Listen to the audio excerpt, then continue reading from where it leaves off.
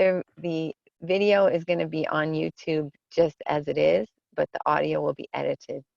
So if people want to hear all the outtakes, they have to watch the video. Yeah. Yeah. So you have stumbled onto another episode of Get Your Fill, Financial Independence and Long Life, where we strive for ways to achieve those two goals. And today, our guest has done it. He is already experiencing that financial independence and hopefully getting ready for his long life. So I'm very excited. And just to remind you that you can go onto the website, getyourfillpodcast.com, and see the links to anything that we talk about today, as well as a link to the video, which, as I was just saying to Wynn, has all the outtakes that you're not going to hear in the audio. I don't know that we'll have those, but anyway, Wilbert Wynnberg, thank you so much for being with us today. How are you Thank today? you for having me. I know it's evening where you are. It's actually nighttime, so I can't say good morning to you. Yeah. I met Wynn in San Diego. We were there for I would say it's an elite class. It's Brian Tracy's Speaker Academy. Brian Tracy, if you don't know him, I'll put some links to him, but he's an amazing speaker and just a very well-rounded, interesting guy who's worked himself from nothing to be an international success. And Wynn and I and a few other folks, I think there were 9 of us at the end, went to learn from him the tips and tricks of being a successful speaker. And when we first arrived, we all sat around the table and we had to tell folks about ourselves and, our histories. And when, Wynn was just kind of sitting there looking like, just quiet, unassuming person. Then he starts speaking and I was like, wow, this guy has had a really interesting life already and he's so young. So Wynn, would you just share with everybody what you shared with us at that speaking academy? Yeah, sure. Yeah. So, so as Chris mentioned, we met at the Speaker Academy. And I think at that point of time, I was, if I'm not wrong, I'm 27 years old at that point of time. And I kind of built my first company when I was 25. And so after the first year, which I was lucky enough, we managed to do about, I think, 200,000 in revenue. And at that point of time, I was in educational business. So the profit margin was pretty good. I think it was like 70, 80%. So after my first year, I thought like, this is it for me. I'm going to start scaling and I'm going to start moving up and stuff like that. Then the second year came, but I ended the second year pretty much like the first year. And so I was a little bit stuck. I didn't know who to go to.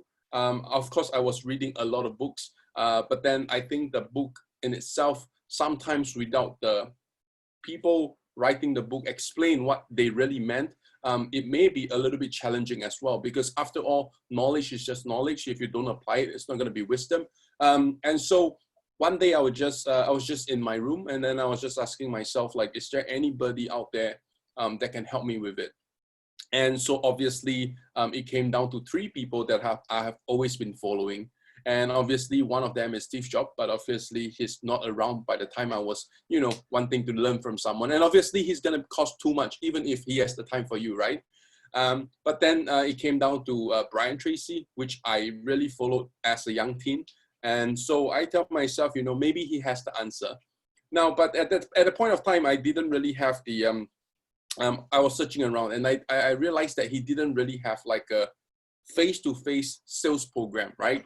And so one of the program that was face-to-face and, like you say, kind of elite was the Speaker Academy. So I thought to myself, you know what? Whatever he's going to teach at the Speaker Academy, I will still learn. But my main goal is to build a connection with him first. And any sales question, while I cannot ask during the proper, the time, the office hours, I can ask during lunch. Remember, we had a dinner as well with Brian Tracy and the wife, Barbara. We can ask during dinner as well. So for me, I was like sneaking up on him, in a way. I was trying to sneak questions, business question in between. And so luckily I managed to squeeze a few. He gave me some really good advice. So that was really how 25 first business, 27 I flew there, and of course I met you, and of course I shared about many other things such as my my skydiving experience. Actually, what happened, which maybe we can talk about it later, but it had a profound impact on me because after I met Brian Tracy, I went to get my skydiving license.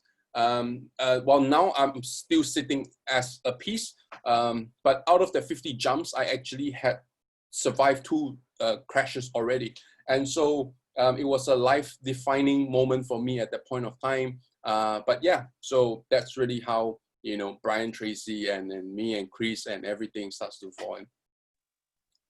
So let's back up even more. Even before your success at 25, I think you had some times when you weren't as successful, yeah? Yeah. So, I mean, if you're going like really back, then, I was just... We forgot about that part. No, I mean, like if you really go that, far back then, basically like if we start from our family, then, I come from a very low income family. And how low is at some point, my mom and my dad, all of them, my dad was working 2 jobs at that point of time. And then with all 3 jobs combined, the income was about $2,500. And it was 2,500 Sing dollars. So if you change that into USD, it's probably lower than that. It's probably at 1,900 or something like that. And back then we had, my parents and of course me and my younger sister. So it was really, really tough growing up. We have enough, but we don't really, we can't really pursue what we want to. Like even drawing classes that we want to go take, even piano classes, music classes, we can't do it. But we have to grow up understanding that situation. And of course, like once I started going into like, my 13, my 14, I started mixing up with the wrong group of people. And of course, you started, in Singapore, we have, you join gangs and stuff like that. And then of course you start to do illegal stuff, like at 14, I started selling contraband stuff, right? So back when YouTube and all this was a big thing, there's this, piracy CDs and VCDs, all the disc. And, I started selling when I was 14. I wasn't even going to school. So why it makes so much sense and incentive for me in a way is that because, my mom and my dad, they work collectively and they don't even make more than $2,000, right? A month. And for me, I was making like $100, $100 a day. And so for me, it was a way to be less dependent on them, and then so that I can be dependent. So for me, like when I joined gang, it wasn't really because like I want to be the guy that's bashing everybody up. I just thought that there was a way for me to find an additional income, to find protection from the other bigger size kids, the older kids for me. But of course, I kind of got hang of it. So I eventually went really, really deep with them. And I started doing a lot of, like you would say stupid shit, right? So and then you do all these things. And for many times, I almost got caught by the police. I was running away from them, and luckily I didn't get caught. So otherwise I would have been locked up. But there was many close shave. And of course, with all this, at some point of time, you kind of realize that you have to stop, So as I grow older, I became 16, I became 17. I started to think more. And of course, I did study for a little bit, when I was transiting from my high school into, college and stuff like that. And then after that, I did pretty well. I scored pretty well. And then I moved on. I was no longer with the gang, all the money that I made back then, I helped myself out. But eventually I went into the wrong path again, mixing with a different wrong group this time around, not the gang, but the people that are came up with schemes, right? Financial schemes that are out to cheat people money. And at that point of time, I was 18 or 19. I didn't know what was really going on. But based on the return that they promised us, it was so attractive, right? They were saying like you can make 5%, 10% a month guaranteed. And so we joined. But little did we know after we joined, they started asking us to refer people in, right? So this is like a typical scheme, right? You got to bring people to make money, right? So, but I didn't really care that much because I felt that a lot of things that they were doing were pretty huge. And to give you some example, it's like we flew to other countries and somehow they managed to, invite the ministers of that country to come and have dinner with us. So at that point of time, as a young boy, it's very difficult to differentiate because here you saw how legit the whole meeting was, right? The ministers came in, but for all you know, like now looking back, I know that maybe they were agreeing on a different project and they kind of didn't let us know what was happening. But then when you put into a place together, you thought, you know, it was a really grand scheme. But maybe the minister were there for a different reason. We don't know, right? But for us, we saw what happened, and then we eventually put in more money. We went back and convinced more people to put in money, and a lot of different things, right? So, and we started putting a lot of money. And me, my mom, and I told you how poor we were back then. So eventually she invested a lot of her savings. My aunt invested a lot of savings. Even myself, a lot of part-time and everything. We dumped everything in. Because my mom just asked me, like, do you think this is the one thing, right? And, you know, for us, we were poor for too long. So we just really want to get out of it. We were so sick and tired of being poor, right? So we just like went all in. And, you know, like now that you're financially independent and free, you know that you will never do that. That is so reckless, right? But at that point of time, we thought that was our one ticket out, you know. So we went in, and unfortunately, within like 18 months, the company stopped paying, and everything came crashing down. I think we lost, like, just the three of us, I think we lost like 150, 200 grand. And that was like 10, 15, 12 years ago. And that's part of it. And the people that I brought in, eventually half of them, they understood that it wasn't my fault. So they didn't chase me. But the other half, no matter what I explained, they just say, no, you are the guy who brought us in, so you have to pay. So in the end, while I was still studying in like what you call as a community college, right? I was doing biomedical science. I had to go stop going to school. I had to find different jobs to make sure I can pay them. And as a result, I didn't score well enough to stay in the program. I got kicked out. And that's really when things got even worse, because now you're kicked out, everything failed and all this. So you pick up really bad habits, you know. So you turn to, you know, gambling, alcohol, you turn to drugs and stuff like that. So there was a 2-year frame that, you know, I was like drinking every night, right? I was just trying to drink myself to sleep. And it was really tough. And then eventually, after the MLM company came down, and after I was kicked out of school, and after I picked up the bad habits, it was time for me to serve the army, right? So it's mandatory in Singapore for every man above 18 to serve the army. Now, I have such a bad habit, and I was living such a high life as well. You know, I go to nightclubs every night. There was women beside me every night, and I was like the boss, the big guy out there. And then all of a sudden, you ask me to go to the army, right, to report to a officer who I don't know, who I don't think he or she knows anything about the real world. And for me, because it is a mandatory service, you get an allowance, not a salary. And at the point of time, like the allowance was like $480. So for me, I felt that I can't really live on that, right? And with so much hatred, like from the different parts of my life, you know, why is the life unfair to me and stuff like that, I decided not to serve the army, which is a huge mistake. And then they started sending the military police, the MPs, to my house, different time of the day, right? So like this month they will send people coming in the morning. Like next month they will send people coming in the afternoon, and then the following month sending people at the night. They're just trying to catch a pattern, like where you are, where, and stuff like that. So I started running and all this. And back then I still have a car, so there were many nights that I would actually wind down my window a little bit. I would just sleep in the car parks in my car, and for many months, right? And then I wake up, I will go back to my house, get a quick bath, shower. I will leave the house and I will continue doing what I normally do. So I go and meet friends. If I have money, I'll visit the casino. If I don't have, I will borrow some money to do that, to keep fueling this lifestyle, you know, because deep inside me, there was a reluctance to accept that, you know, once a, you know, smart guy, and, you know, during the MLM days, you know, I was doing pretty okay at first. So it was very difficult when you came down and you have to admit defeat, and then you have to tell people the truth. So I was just like in my own world, and I don't dare to tell my parents about it. So I just kept kind of like running from reality. I ran. But of course, eventually, you know, my dad one day came to me and he said, you know, like, you have to give back what you owe to the government, right? You know, this is never going to stop until you return them what you owe them. And especially if you have heard something about the Singapore government, I mean, I can't say too much about them, right?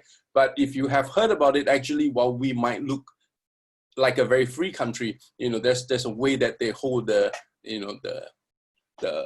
peace and order in place, right? So eventually I went to surrender, and of course, it was a very hard time as well, because I was locked up away for a good 9 months and stuff like that from my family. And for offense to many people, they might feel that it's actually a very small little thing, right? But in the eyes of the Singapore Army, it is actually a betrayal to the country. So I was locked away. But also during that time when I was locked up, I learned a lot of things from the inmates there. Not all of them are stupid. Some of them are very, very smart. They just happen to, for example, a smart guy, but abuse drugs, and then they're inside there. So, but I learned a lot. I got better sense of awareness as well, which helped in my business at the later part of my life. I learned how to do negotiation. Everything inside is very limited. It's not like if you're outside, you have money, you can buy anything you want, and then you can, bribe the people, right? Inside, we are given limited stuff every day. So what we do is we may try to work our way up and try to earn some things in return, and using that thing we might bribe people. And so again, it wasn't much of a too big of a deal inside, right? But when I came out, I realized in the business world, you learn one concept called trade your way up, right? So you want to be trading your way up. You might not know this guy yet. Someone may know him or her, but you trade a service, a product or something, so that they will make the connections for you. And if you keep doing that 5 to 7 or 10 times, you can even get to know Barack Obama, you can know Vladimir Putin, you can know anybody you want, as long as you have what the guy before wants, right? If you can give him or her what she wants, then you can move up. And so so basically this is like the very condensed form of my life since I was young. I hope this time around I hit what you were trying to ask just now.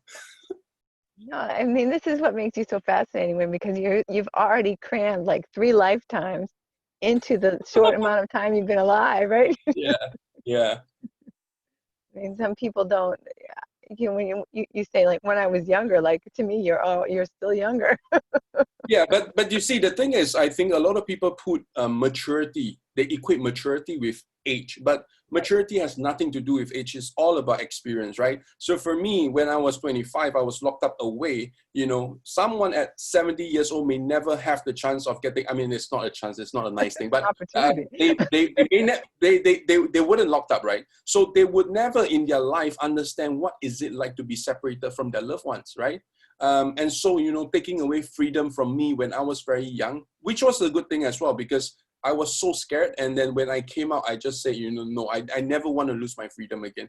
And especially when you had money at some point, when I went in and asked myself this one thing, I said, what's the point of having all this money when it can't buy you freedom? And of course, in countries like, not to, say that their political system are not good, but obviously in Thailand, in Myanmar, if you have some money, you get out quicker. Even if you're locked up, you get better food, better treatment. But in Singapore, it's like no matter how much money you have, there's no way you can game the system. And so I was like inside thinking like, I really gotta wake up, right? If I want to play the game right, I gotta understand the system fully, and I gotta work with it. So that was one of the things, I came to learn about it. And of course, like you say, I was at that point of time, I was only like 22 or something like that. And to be put away for so long, and especially every time my mom came visit me, my younger sister came and visit me, they're all crying, right? So it's very difficult for a man to sit across, and to be separated by a glass, holding onto the phone. It doesn't make sense to me, right? So I was like, man, I cannot do this anymore. But yeah. Tell me, you didn't specifically say what your education, what you're educating people on. Do you want to talk a little about how did you learn Forex? How did you get into that? So basically, after I kind of got scammed, and before I started running away from the army, there was actually a window, right? So because I got kicked out of my school, and before you have to serve the army, you have to register. So there was a period of, I think, 1 year-ish, like 1 year and 4 or 5 months. And during that time, I was actually researching on how to invest and stuff like that. Because I told myself, like, to be honest, to date, like for all the monies that me and my family have been cheated, I really don't blame those guys, because I feel like those guys were able to cheat from me because I wasn't as smart. So for me, it's all about positivity, right? So I was like, no, I'm not gonna blame them. Like I'm not gonna waste another few months or years of my life trying to blame them. They already take so much from me. Why would I still want to spend time thinking about them? And so what I did was like, okay, I'm gonna try to learn how to manage my money. And if I were to lose it in the future, right? So it's all on me. At least it's me. And if you lose money, at least by yourself, you know what went wrong, and then you can learn from it. The problem with the previous scheme was that I lost the money, and I mean, I don't really even know what they were doing, right? So, so I started like kind of researching and stuff like that, and I chanced upon stocks investing, forex and forex trading, and real estate. So, and you may or may not know, but in Singapore, I think the real estate is pretty dumb in some sense. So we live so for myself, I live in like a 5-room apartment with my parents, and then especially when I'm in Singapore, and then it costs about like 400-500 grand.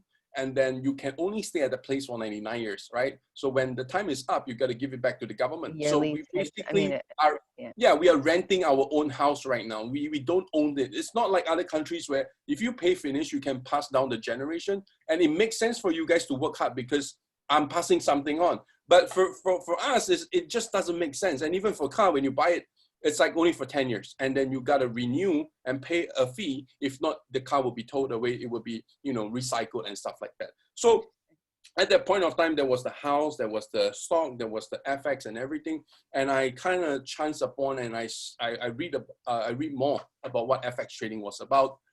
And then I start to see that, actually they say, and I know, because now I'm an educator in this topic myself, I know this is really not true, but they did try to promote it as like you can start as low as $5, right? And so because of the fact that you can start low, I thought it made the most sense, because I don't have capital, right? I don't have the 50 grand to put as a deposit for a house. I don't know which stock to buy and stuff like that. So I don't know about FX as well, but the fact that they say you can start with $5, it was interesting, right? And then I started, and I started to play around, and I just opened an account. I read some kind of tips online, and I funded, I think, like $300 back then. And I think it was like within a few days, the $300 was gone, right? So, I was like, oh man, And then I started saving a little bit of money. I thought that at that point of time, the reason why I lost was because I didn't have enough capital. So I saved up this time around to 3 grand, 10 times, right? So I went in again, I don't know what I was doing. I came very low to a point of like $400-500. And then I was like over trading, and I got lucky, and then it really shot up to like 5-6 grand. And then I thought, oh, so this is how you do trading, But also again, within a few weeks, I crashed the account again. And this time around, it was a bit more painful because it was 10 times more, right? And when you lose money, you don't take it from a point from how much you deposit.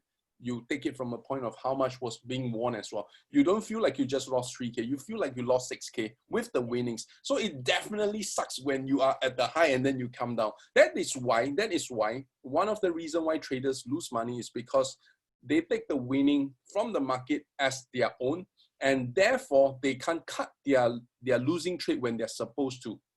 And then, you go from 3K to 6K, right? When you come back down to 4.5K, you're still winning 1.5. But to them, it's as though they have lost 1.5 of their own money. And you should cut at 4.5, but instead they let it drop to 2 grand. So now what happens? They say, I'm gonna wait for it to go back up to the 3 grand where I first started. And then it never go there. It went down 1.5, it went down to 1. And then it says, okay, fine. I'm gonna cut out at 1.5. And then it went to 500, and then it went to 0. So that's pretty much like why trading is so dangerous. But if you can control, it's okay, right? So then, the second time the 3K went out, and I think I took a break for 6 months.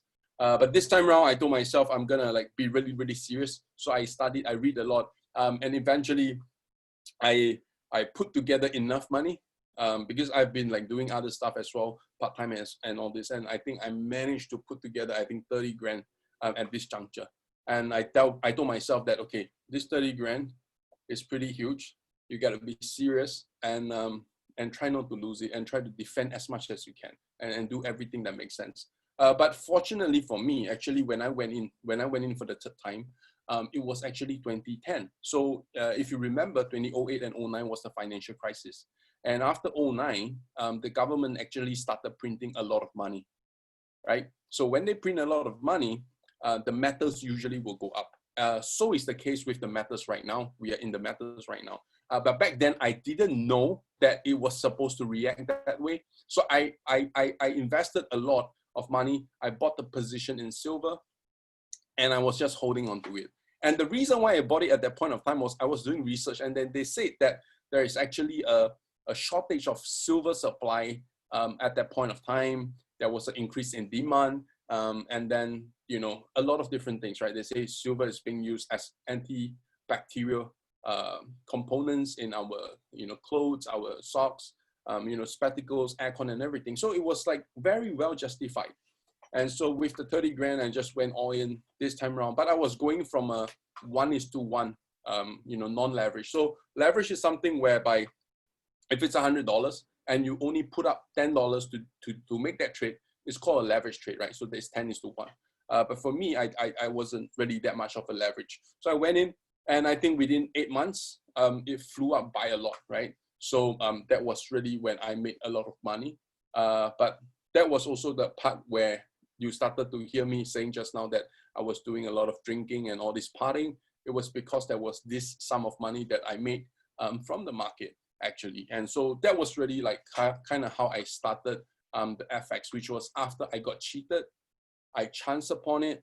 I lost 2 accounts, and I funded one last time. And I really got lucky because the US was printing money from 2009 to I think 2012 or 13. So silver went from $17 to $50. It was triple that. But because I was in an FX account, I didn't just make 3 times. I was like making 30 times because, you know, yeah, it was, the account was leveraged. Wow, interesting.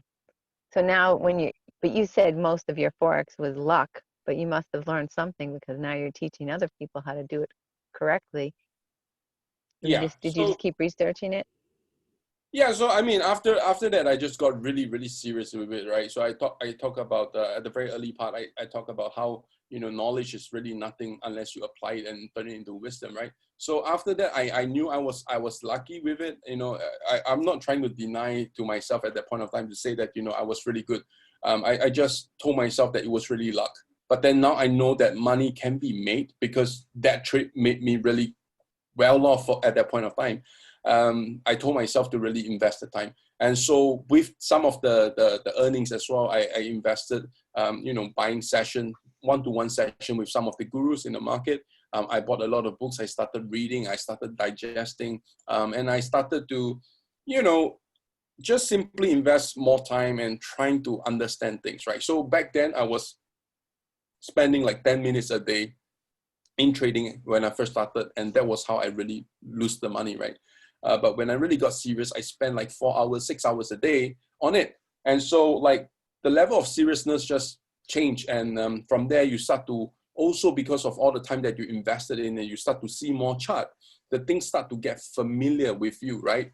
And then from there, I just managed to come up with a system. Of course, there's tweaking to be made, but eventually we came down to a proper system that was making us money consistently. So that was like luck at first, but because of the amount of money that I made, I knew that there can be serious money, and then I started investing the time. So after the lucky trade, I would say I spent about 1.5 years, you know, trading with real money, but trying to figure out what makes sense. And during those time, I was making money as well, but just not a lot. You know, you probably make like 6, 8, 10%. So I know, like, I was just trying to figure out. Then after that, I was making about 20, 30% a year consistently. Wow. Yeah. So now, are you still doing that? Are you still teaching people? Yeah. I'm still doing that. In fact, that's why I was just telling you, like how the silver and the gold price actually increased a lot recently in the last, I think, 3-4 months, because we are in silver as well. we're actually into oil as well, but oil is very, very volatile at this moment. And I think oil is facing something that, the thing is this, like a lot of people in the finance world, they always try to relate whatever that's happening now to the past. And so what happens is they try to talk about COVID-19 with SARS, with MERS, that is mostly in the Asia region. And then, of course, they start to link it to Spanish flu and stuff like that. And then after that, you have this recent market correction. They start to link it to the '08 and '09, and then they talk about '97 bubble and stuff like that. But the fact is, it's really, it just rhyme. There's similarity, but it's definitely not identical. So for example, like the oil, usually it would take a very short time for oil to really recover, right? But this time around is COVID, right? And then the world can't travel. There's no air travel, there's nothing. So how can you compare the collapse of oil prices with '08 financial crisis when people can still travel?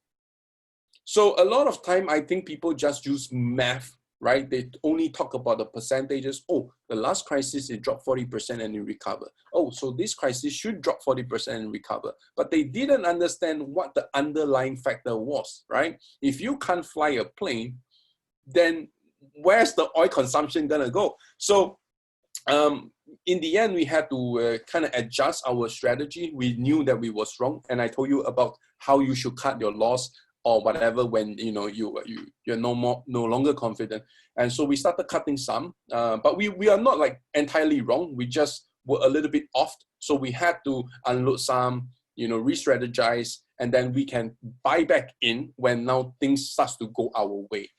So we understand that, that was the fact. But yeah, so to answer your question is that we are actually still doing, we are still teaching, and we are still doing it at the same time. And you really have to do it as you are teaching, because otherwise, you'll just be like the gurus out there, like they make their $1 million from teaching, not from doing it themselves. Yeah, well, and you have to stay relevant, like you say, especially now, everything's changing. I mean, not just people aren't flying, people aren't commuting to work. I mean, there's a huge impact on certain aspects of life. But now, at some point, right, I feel that you're just, because you're so intelligent, that you're always wanting to, you want more. Like, okay, I know this now, I've got this now, how can I make more? How can I do more? How can I be more? So when the Forex was, okay, that's fine, now I got that. And then you evolved even further. What was your next step? So after I was doing okay, and then a lot of people started to ask me to do it for them. And then after that, the people that asked me to do it for them started to ask me to teach them.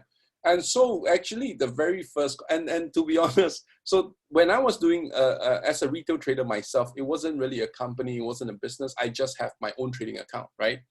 But, it was by an accident, in fact, because like people started asking me about it. And then after that, I still remember, I said, okay, I tell you what, if you guys really want to learn, you guys got to pay me some fees to cover the cost of a rental. I'm going to rent a space.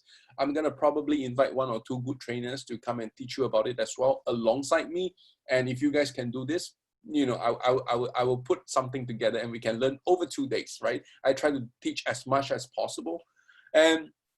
And to my surprise, well, it wasn't a lot, but 5 people actually came up and they signed up for it. And at the point of time, I had no experience teaching, right? I only know my stuff. And of course, I thought that it wasn't going to be too difficult trying to explain what you already know. But I was totally wrong. But anyway, then we ran the space, and then we got some trainers. We even include their food and all this kind of thing. And then for the first time, I was also very nervous. For the first time I came out and I was trying to teach what I know. And I think we kind of, the people did pay a bit more. So I think at the end of the 2-day session, when we netted off the whole thing, right, we realized that, oh, actually we were up by, I think, a few grand, right, just from 2 days of teaching. And then I started thinking, like, because the 5 people that came to me wasn't like, we didn't spend a lot of time. There wasn't even like, we didn't even do Facebook marketing and stuff like that. It was just word of mouth. And so after that, in fact, the 5 people liked it so much, they started telling their friends and family. And then the second class, you know what happened? 20 odd people came. But this time around, we didn't charge it at cost. we charge it at the premium because now you want so many people, and then obviously all these people want it. So I started charging like, I think a few grand per person. But it's not just 2 days. We tell them that after 2 days, if you're still unclear, anytime, any part of the week or whatsoever, you can just text us up. We will try to answer you online. If not, we can meet up and we will clarify again. So it was like a mentorship program, and a few grand. And the second lessons, we had like 20 odd people signing up. And after 2 days, I was like, man, like this thing is quite interesting. So we did that for a while. And so that's why I explained, like within our first year, a lot of word of mouth, we hit 200 grand in revenue. And I was only 25 at that point of time. So after the trading on my own, I went to the educational company. Yeah. Are you still trying to do other types of seminars and bring together people that don't have anything to do with Forex?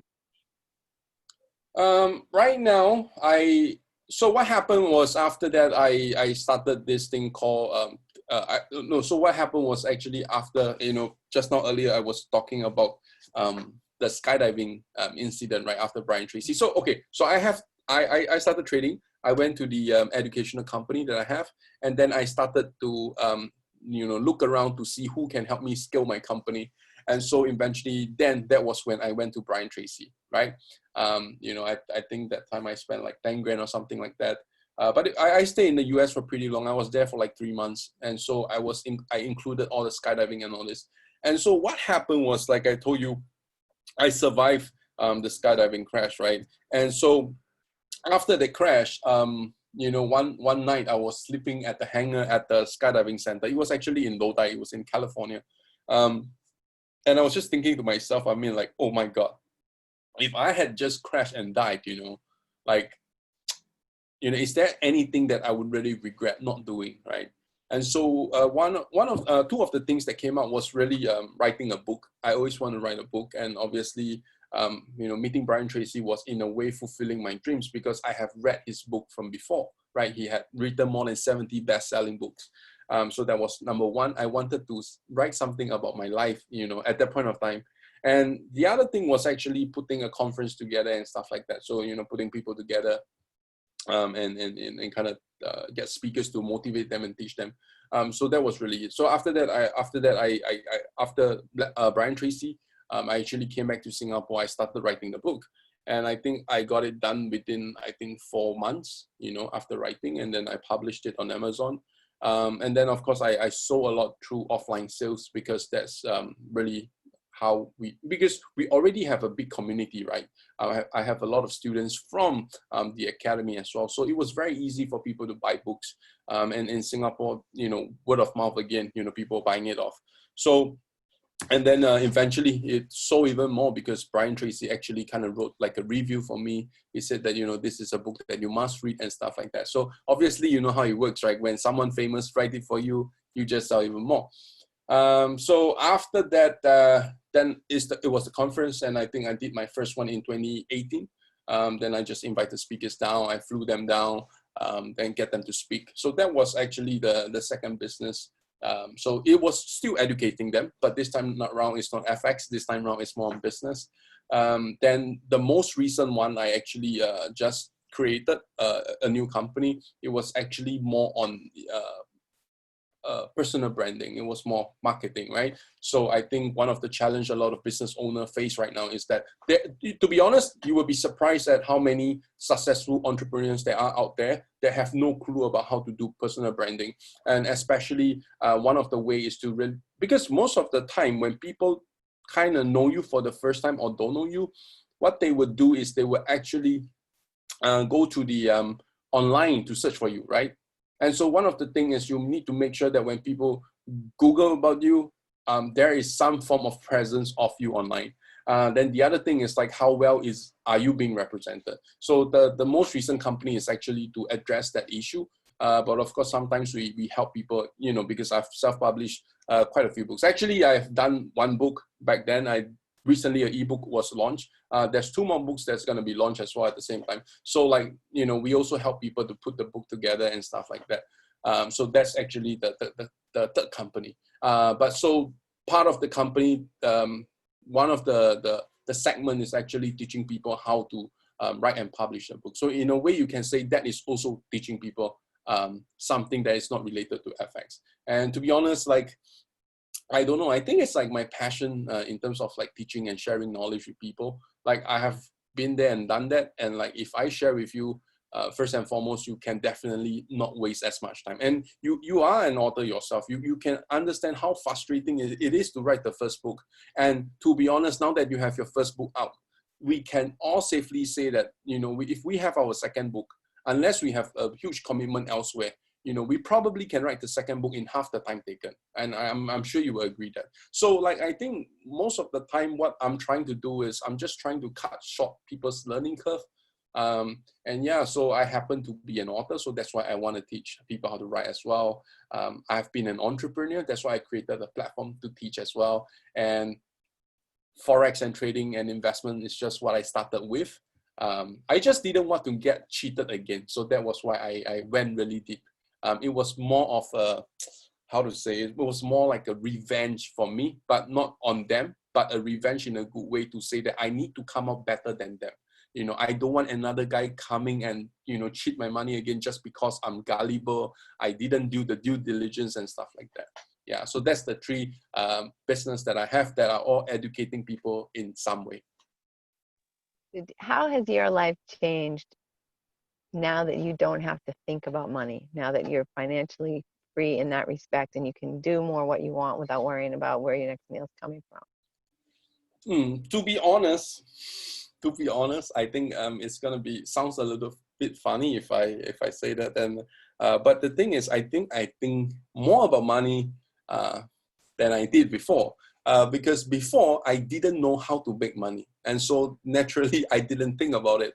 But of course, I'm not saying it in a bad way now. It's just that now that I know all the different skill sets that I have, right, and I know how easy it is to just have an idea and raise money. You see, my first company, after it became quite successful, I started doing some raise. I started selling some shares because I want to fund my next project. It's just like how Jeff Bezos want to fund his space project. It's just like Elon Musk, right? So I sold out some shares, you know, and I saw how, like, by having a decent business with an idea, with a pitch, you can start to raise capital. So subsequently, you know, I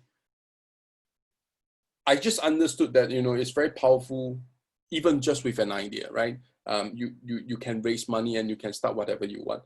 And of course, like now that I know a lot of different people as well, I know who's good in what, right? So I can put them together as a team, and of course we can come up with something.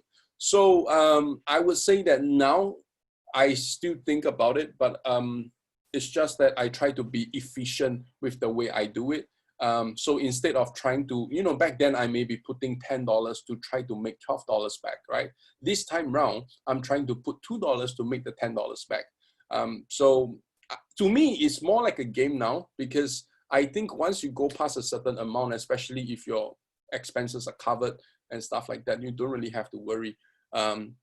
And especially with me, with my companies, we have a lot of recurring as well. So we don't really have to worry. But I think it's a game. It's interesting for me that way. And I just want to try to game it, you know. So for me, it's always about trying to beat the system. And so, yeah, I mean, but definitely back to your point, I know what you were trying to ask is that, of course, you have more options in life, right? Remember, I was telling you that when I was younger, we wanted to go for drawing classes, we can't. We want to go for music classes, we can't. And so, you know, with more money, obviously, now you can do more things as and when you want it.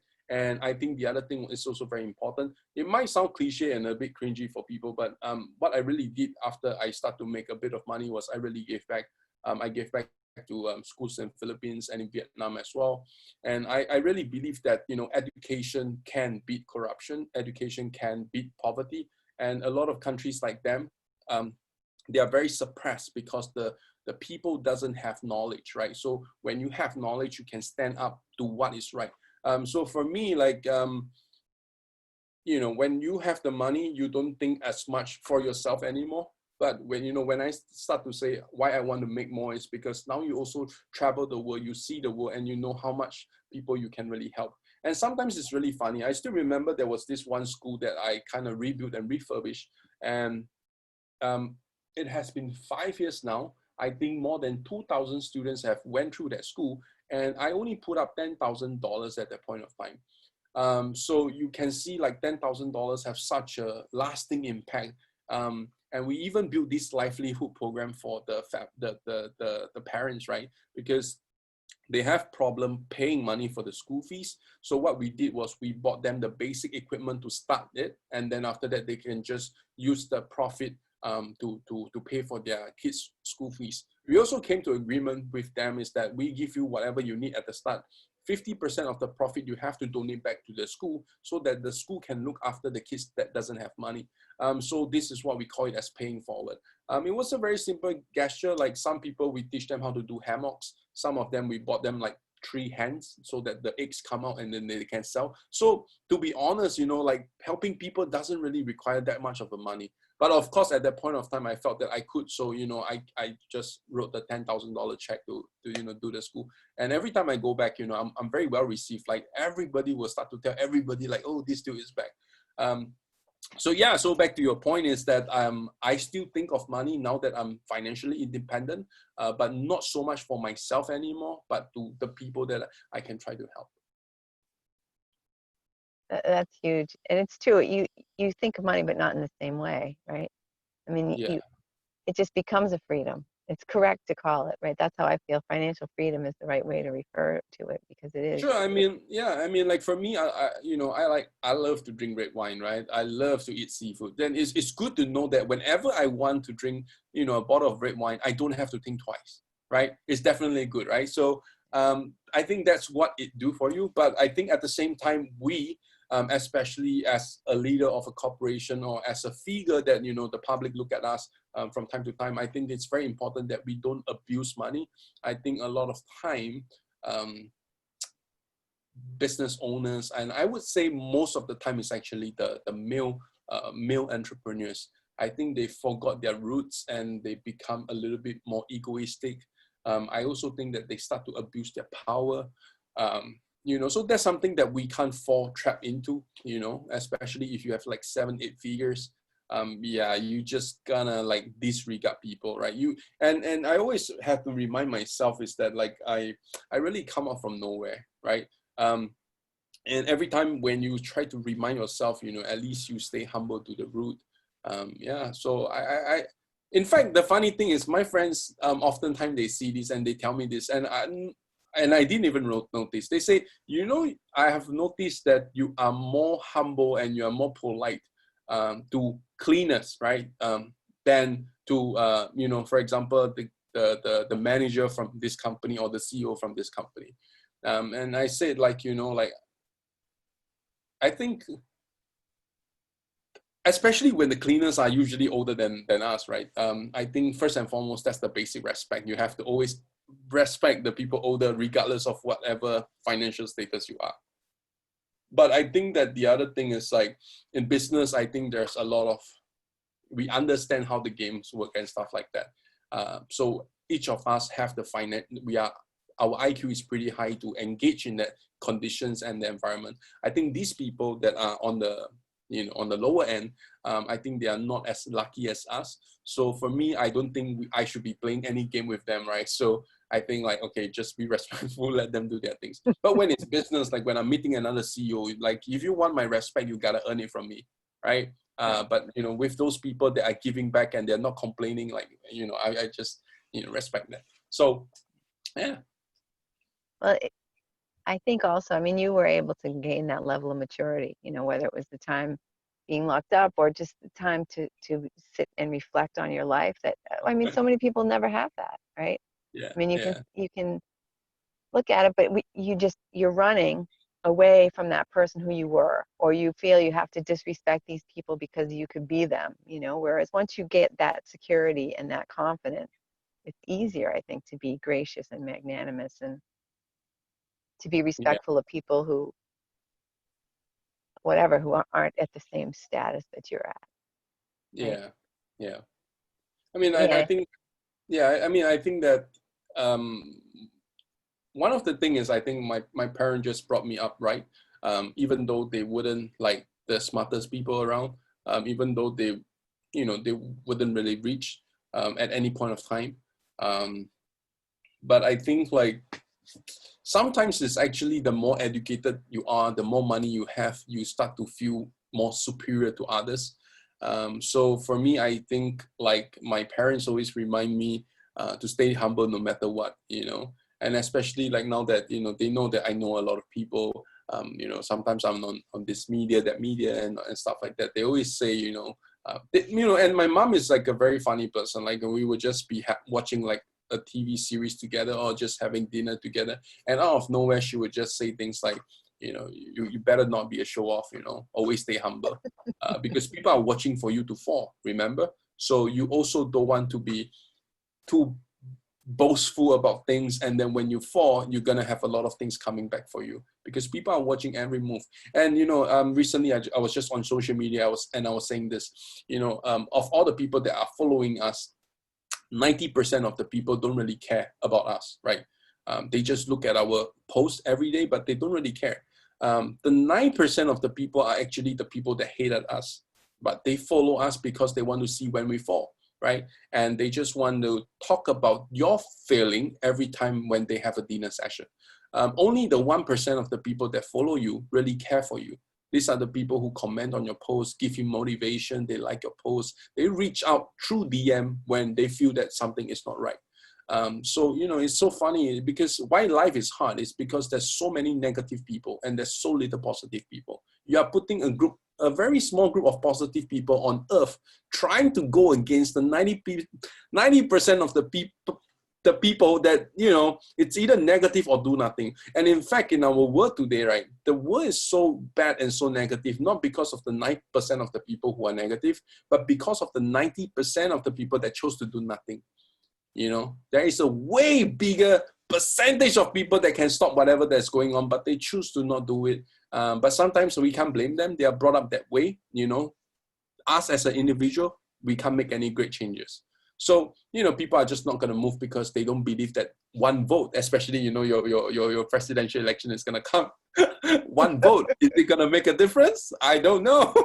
Well, it's got to be, you definitely have to have some like-minded people for sure to make any kind of a change. Yeah. I was talking with some people about that yesterday. I mean, as you say, you can sit and you can complain about it. You can do nothing.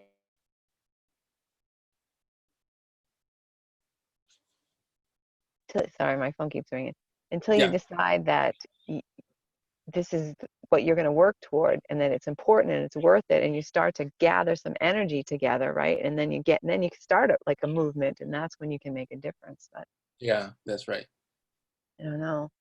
I mean, so you talked about Brian Tracy. What are some other what are some other people who have inspired you?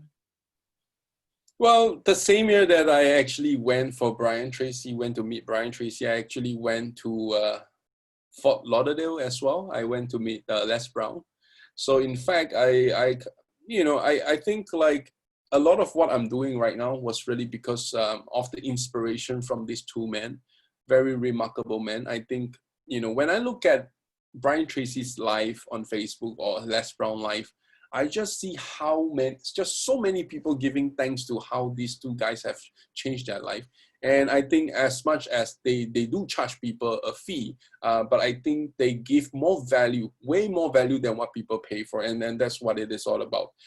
So, after Brian Tracy was Les Brown. And then, of course, some of the more recent one that, recently I got to do an interview or Q&A with this guy called Jared Glenn. He's basically the president of Cardone Enterprise. And if you know who Grant Cardone is, he's a pretty big guy in the real estate right now. I think he's managing like 1.7 billion in asset under management. So I got to talk to Jared and of course find out more about how they scale the company, because I think in 2019, which was last year, they did a business conference at Marlin Park Stadium. They did 34,000 people. And I think the most expensive ticket was 20,000 USD, and it was full house. So, so I got to talk to him, and I asked him, like, what is the secrets to all this? So, I got to talk to Jared. We went once, I think. I don't know if you went, but I think you did. Do you remember the speaking conference that we went, National Speakers Association? Yeah. So actually, the closing keynote speaker was called Derek Kanyongo. He was the 2011 CNN hero. Eventually, we got connected. I did a Q&A with him as well. And very fantastic guy, because he came from Kenya, and it was like a war zone. And then he came out, he went to New York, he started the soap project. So it's a lot of different people that I have just came across. And of course, it's very funny, to be honest. Like, a lot of the people that I work with, that I got inspired, that I learned with, that I was being mentored, Brian Tracy, we were just exchanging email, like every day, these days, we're discussing about some project together. But I don't know why it is that all these people are from the States, actually. So, a lot of people ask me, like, hey, Wynn, is there like no successful people that you look up to in Asia? I'm like, I don't know. Like, when I first went to the US, right, I got so addicted to the optimism as well, right? The way you people are, like, it's just different. Like, and I go to this, where is it? I think I went to, Influence, the National Speaker Association event. I was just talking and networking to different people. And I think one of the things that I heard a lot was this phrase, and it was like, there's many ways to skin a cat. And I think I hear that phrase like 9 or 10 times at the event. And that was when I realized that you guys are just very optimistic. And, from the West side, right, you guys are just like, always believe that there is a solution to a problem. But if you come to Asia, right, while there is still positive people, I think like out of every 10, 20 people, you just find one that is more positive, which is like me, right? So to a lot of people, I'm just like a weird guy with a lot of energy and always think that he can solve and, save the world and stuff like that. To them, this is how I look like. But when I go to the US or Canada, I mix in very well, because it's the same level of energy. But yeah, back to your point is that, Brian Tracy, Les Brown, some of the younger folks, Jared Glenn, Derek Kanyongo, all these people have a huge impact for me, because even Derek told me it's all about legacy. He said this one thing, and it was very, very profound. He said, people will not remember the first guy that drove a Mercedes or the first guy who wore a Rolex.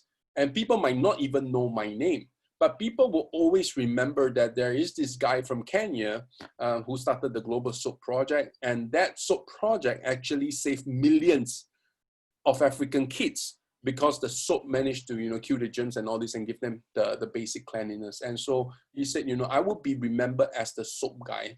And to me, when I was talking to him, that meant so much more to him. Of course, he has the Mercedes and everything now, but, being known as the soap guy is so much more to him.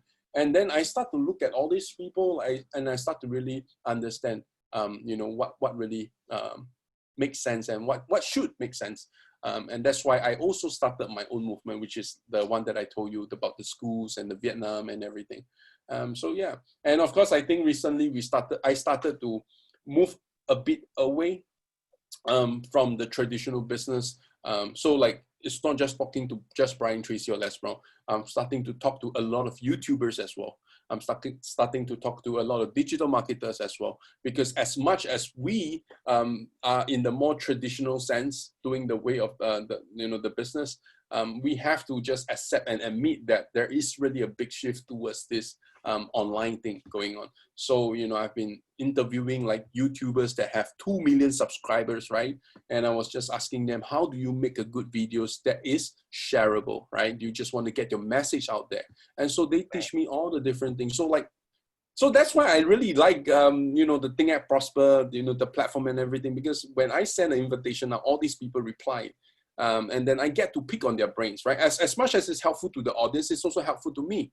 Whatever I think is useful, I take it down and then I start applying. So as I interview these successful people, I grow with them as well. And I think we shouldn't be shy to ask people. I think we should just go. And there's a Chinese saying, right? It's better to be a fool for 5 minutes than to be a fool for the rest of your life.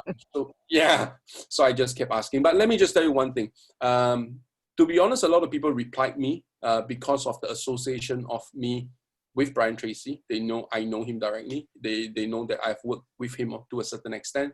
So a lot of people actually reply. So and it comes back to the other thing. When I'm teaching, right, I always look back to how Brian Tracy teach. And to be honest, Brian Tracy really gives a lot of value. So, you know, I just want to be like him. And every now and then I'll just send him an email to check on him, to see how he is.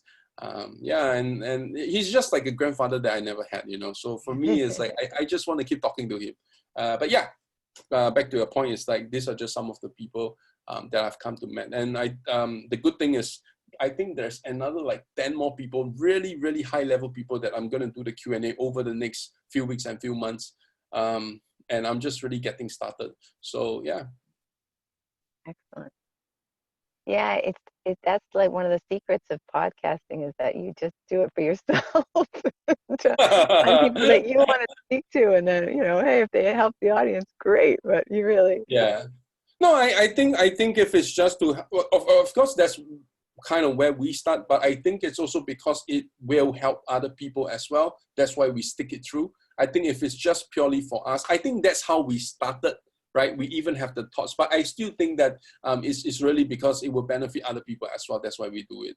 And there's nobody, you're the only one who wants to speak to them, right? Somebody's going to benefit from, yeah, no matter who you choose. Someone who needs to hear that message. So yeah.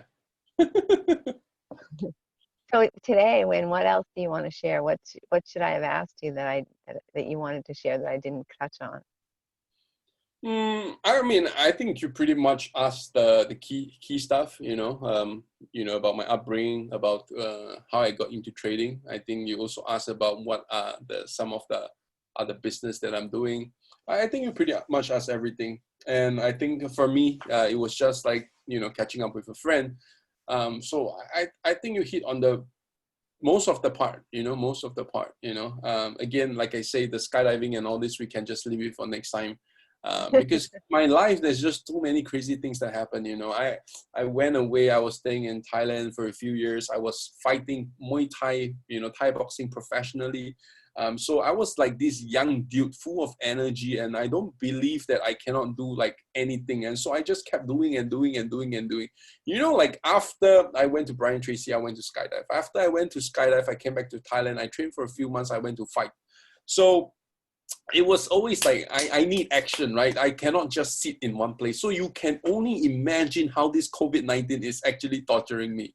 You know, I used to fly once every 2 weeks. Now I flew only once in a year. You know, I only got to fly twice. I got to go to Las Vegas in February earlier this year. And then I do interstate, right? And then I came to Myanmar, you know, in Asia. And then I came back, and that was it. I came back on the 16 March, and that was it. And then every day I'm like, I'm looking for, you know, the key signals from the government agencies and all this to see when we can fly again. One of my friends called me, a very high caliber businessman. He just called me. And in fact, the funny thing is that just this morning for me, we were on the phone for 1 hour. And all of a sudden, he just asked me, Wynn, is there something that I can do for you? And it was really funny because I say, you know, I started this business magazine. I need really good quality people to be on the cover magazine. And he said, give me an example of what you need. I say, do you know Elena Cardon? Do you know Greta from, you know, this and that? And then he was like, oh, yeah, I know that. So what happened was, in fact, within an hour, he called these people up. And these people started replying the emails and the WhatsApp message and stuff like that. And I think half of them has already agreed to be on the cover magazine and all this. And so I think there's like the 2x and the 10x thinking, right? So 2x is like, what can I do? But the 10x thinking is actually, who can help me with it, right? So I think if you always try to think on your end, like, what can I do? What can I do? It's too slow, you know? And even when I went for my MBA, my master's in business administration, when I went in, I realized that I was never going to learn everything that the lecturer is going to teach. And one thing I really took out from it is that your job is actually to be a very good hiring manager, right? Your job is to use money. Of course, this is how we work, to buy people's time. So you get the best people in your team, and then you pay them well, and then you get them to do a really good job, so that you're so far ahead that no other competitors can chase you up. So, and it was just this guy, and I was trying to find. It was so hard, it took me like 2 months to find my first one. It took another 2 months before I find the second one. And this guy, he was just checking up on me, like as a friend, asking normal questions. And we are all very busy on our own life. So we don't talk too much, and we don't make requests. It's like a favor that you have to return at the end of the day. But all of a sudden, he just said, hey, Wynn, what do you need right now? What is that one thing, if I do it for you, you're going to just go to the next level? And I say, I need a few female millionaire entrepreneurs. If you can, that would be great. Because for me personally, I don't want to just feature male successful business people. I think we have to start pushing the lens onto female entrepreneurs. And I always tell this to people. I say, if the world leaders right now, like for China, for Russia, for US, and many other countries, if all the leaders are actually women right now, I think we will work together to find a cure for COVID. We will work together. There's no more tension everywhere, because I think innately, women are built to take care of their community, take care of their generation. But guys, for some reason, I don't know, they just have to hunt. They just have to have a big ego and stuff like that. As a man myself, I cannot take it seeing what these leaders are doing. But of course, I'm not in no position to say what they are doing, because maybe there's a lot more to, meet the eye. But so we're trying to focus more to the women part. But other than that, I think this is pretty much what I'm doing. I think you did a great job asking some questions. I really enjoy my time with you as well. Yes, and we have to catch up more often. I hope you will come back again, whether we do it for a podcast or just to chat.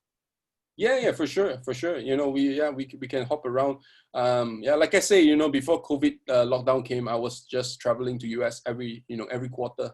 Yeah, and for me, I always go back to, I would travel everywhere, but I will always end off with San Diego, because I think when I first went San Diego, it has such a huge impact on me. It literally changed my life. So even if I go back and, to the States, I would usually spend like my last week in San Diego.